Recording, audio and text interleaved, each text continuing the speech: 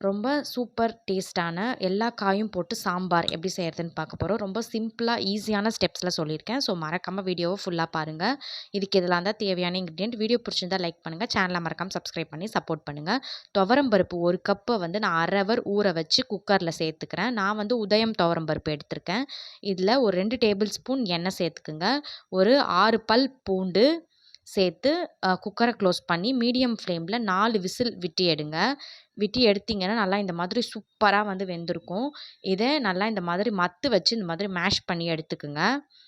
இப்போது ஒரு அகலமான பாத்திரத்தில் எண்ணெய் சேர்த்து எண்ணெய் நல்லா சூடானதும் இதில் கடுகு, உளுத்தம்பருப்பு, சீரகம், வெந்தயம், காஞ்ச மிளகாய் இதெல்லாம் சேர்த்து நல்லா பொரிய விடுங்க.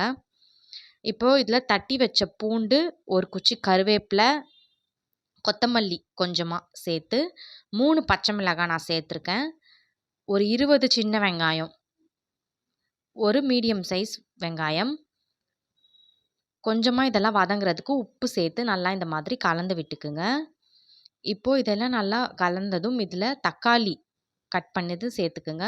சேர்த்து இந்த மாதிரி கலந்துட்டு இப்போது இதில் வந்து தேவையான காய்கறி நான் வந்து இதில் வந்து முருங்கைக்காய், உருளைக்கிழங்கு, கேரட், முள்ளங்கி, கத்திரிக்காய் இதெல்லாம் சேர்த்துருக்கேன். சேர்த்து நல்லா அப்படியே கலந்து விட்டுக்குங்க.